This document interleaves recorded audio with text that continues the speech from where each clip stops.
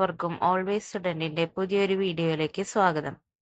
നമ്മളിന്ന് ഡിസ്കസ് ചെയ്യാനായിട്ട് പോകുന്നത് 2024 ഓഗസ്റ്റ് 3 പ്രധാനപ്പെട്ട കറണ്ട് അഫയേഴ്സ് ആണ്. അപ്പൊ നമുക്ക് ആദ്യത്തെ ക്വസ്റ്റ്യൻ നോക്കാം. An initiative launched in October 2016 to provide quality antenatal care to all pregnant women. അതായത് എല്ലാ ഗർഭിണികളായ സ്ത്രീകൾക്കും പ്രസവത്തിന് മുൻപുള്ള ക്വാളിറ്റി കെയർ നൽകാൻ 2016 ഒക്ടോബറിൽ ആരംഭിച്ച ഒരു ഇനീഷ്യേറ്റീവ് ഏതാണ്? ആൻസർ പ്രധാനമന്ത്രി സുരക്ഷിത് മാതൃത്വ അഭിയാനാണ്. PMSMA ആണ് ഈ ഒരു പദ്ധതി. പിന്നെ ഇതിന്റെ പ്രധാന പ്രത്യേകതകൾ നമ്മൾ അടുത്ത 2 പോയിന്റിൽ പറയാണ്. To all pregnant women especially those in their second and third trimesters. ഏറ്റവും കൂടുതൽ കെയർ അവർക്ക് ആവശ്യം സെക്കൻഡ് ആൻഡ് തേർഡ് ട്രൈമസ്റ്റേഴ്സിലാണ്. അപ്പോൾ ആ ഒരു പീരീഡിലാണ് ഈ ഒരു പദ്ധതി കൂടുതലായിട്ടും അതിന്റെ ഗുണഭോക്താക്കൾക്ക് ഉപകാരപ്പെടുക. അടുത്തത് service provided on the 9th of every month at government health facilities. ഇത് പ്രധാനമായിട്ടും ഒരു മാസത്തിലെ 9ാം തീയതിയില് ഗവൺമെന്റ് ഹെൽത്ത് ഫെസിലിറ്റീസ് ആണ് ഇവർക്ക് ഈ ഒരു സർവീസ് പ്രൊവൈഡ് ചെയ്യുന്നത്. അപ്പൊ ഇത് ഓർത്തു വെക്കുക, പ്രധാനമന്ത്രി സുരക്ഷിത് മാതൃത്വ അഭിയാൻ. ഇതിപ്പോ ന്യൂസിൽ വരാൻ കാരണം ഇതിന്റെ ഒരു എക്സ്റ്റെൻഡഡ് ഇനീഷ്യേറ്റീവ് ഇപ്പൊ റീലോഞ്ച് ചെയ്തിട്ടുണ്ട്. അതാണ് ഈ ഒരു പദ്ധതിനെ പറ്റി ഇപ്പൊ ന്യൂസ് വരാൻ കാരണം.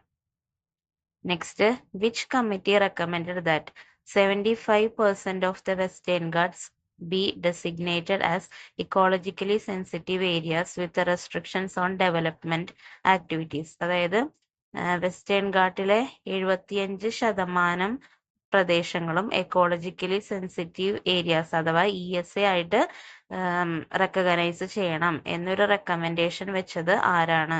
ഏത് കമ്മിറ്റിയാണ്? മാധവ് ഗാഡ്ഗിൽ കമ്മിറ്റിയാണ് ഈ ഒരു റെക്കമെൻഡേഷൻ വെച്ചത്. ഇപ്പൊ വയനാട് ഉരുൾപൊട്ടലൊക്കെ ആയിട്ട് ബന്ധപ്പെട്ട് മാധവ് ഗാഡ്ഗിൽ കമ്മിറ്റിയുടെ റിപ്പോർട്ട് പിന്നെയും ചർച്ചയിൽ വരുന്നുണ്ട്. അപ്പോൾ ഇതായിരുന്നു അദ്ദേഹം വെച്ച റെക്കമെൻഡേഷൻ. അതായത് വെസ്റ്റേൺ ഘാട്ടിലെ 75% പ്രദേശങ്ങളും എക്കോളജിക്കലി സെൻസിറ്റീവ് ഏരിയാസ് ആയിട്ട് റെക്കഗ്നൈസ് ചെയ്യണം. അതുപോലെ അവിടെ അങ്ങനെ റെക്കഗ്നൈസ് ചെയ്ത് കഴിഞ്ഞാൽ അവിടെ ഡെവലപ്മെന്റൽ ആക്ടിവിറ്റീസിന് റെസ്ട്രിക്ഷൻസ് വെക്കാം. അപ്പൊ ആ ഒരു രീതിയിലാണ് അദ്ദേഹത്തിന്റെ റെക്കമെൻഡേഷൻ ഉണ്ടായിരുന്നത്. ഇനി നെക്സ്റ്റ്, അതിനോടൊപ്പം തന്നെ നമ്മൾ ഓർത്തിരിക്കേണ്ടതാണ് കസ്തൂരിരംഗൻ കമ്മിറ്റി റിപ്പോർട്ടിനെ പറ്റി. അപ്പൊ അദ്ദേഹത്തിന്റെ റെക്കമെൻഡേഷൻ എന്തായിരുന്നു നമുക്ക് നോക്കാം. Which committee recommended 37% of the Western Ghats as ecologically sensitive areas and split the region into cultural and natural zones. അതായത് വെസ്റ്റേൺ ഗാട്ടിന് 37% പ്രദേശങ്ങൾ ESA ആയിട്ട് ഡിക്ലെയർ ചെയ്യും.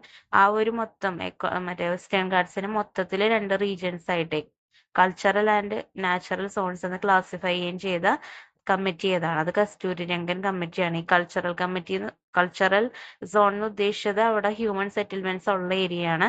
നാച്ചുറൽ എന്ന് പറഞ്ഞാൽ അവിടെ ഹ്യൂമൻ സെറ്റിൽമെന്റ്സ് ഇല്ലാത്ത ഏരിയ. അങ്ങനെ രണ്ടായിട്ട് ക്ലാസിഫൈ ചെയ്യുകയും 37% പ്രദേശങ്ങൾ എക്കോളജിക്കലി സെൻസിറ്റീവ് ഏരിയാസ് ആയിട്ട് റെക്കമെൻഡ് ചെയ്തത് കസ്തൂരിരംഗൻ കമ്മിറ്റിയാണ്. അപ്പൊ ഈ 2 കമ്മിറ്റീസിന്റെയും ഒരു ഏറ്റവും പ്രധാനപ്പെട്ട ഒരു സമയമാണത് അവരുടെ റിപ്പോർട്ടുകളുടെ. അപ്പോൾ അത് എന്തായാലും നോട്ട് ചെയ്ത് വെക്കാം.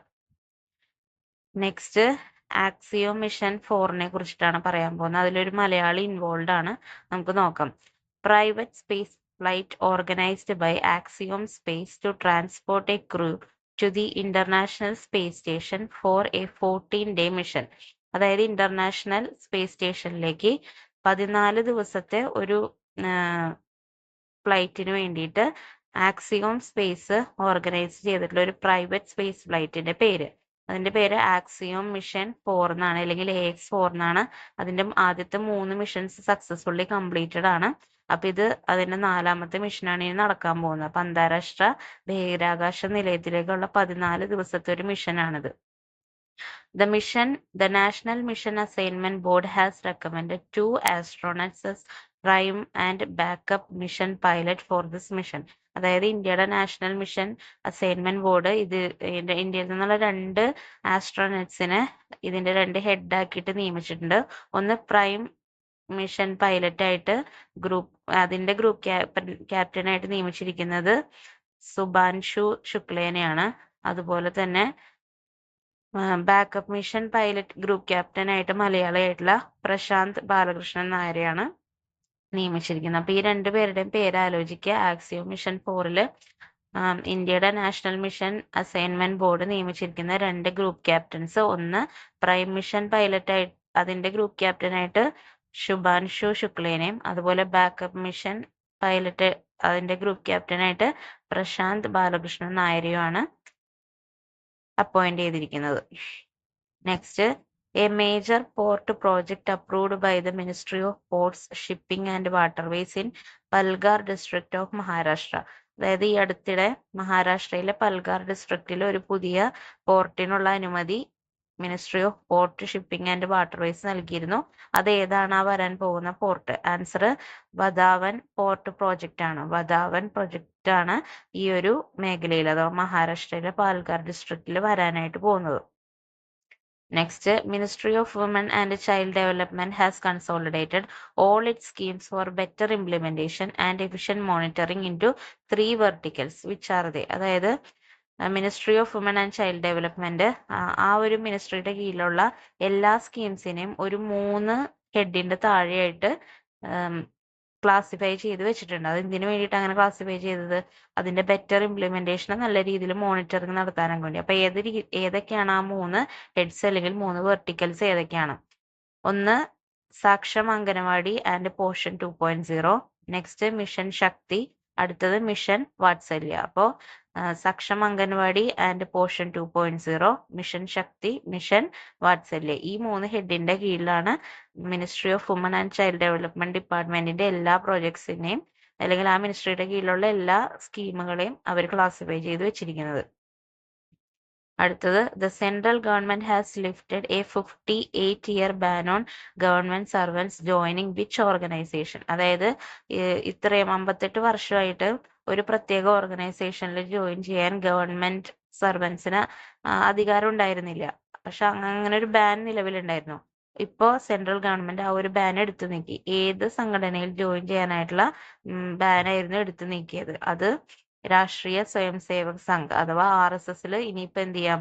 ഗവൺമെന്റ് സർവൻസിന് ജോയിൻ ചെയ്യാനായിട്ട് പറ്റും. 58 വർഷമായിട്ട് തുടരുന്ന ഒരു ബാനായിരുന്നു ഇപ്പൊ സെൻട്രൽ ഗവൺമെന്റ് എടുത്ത് മാറ്റിയത്.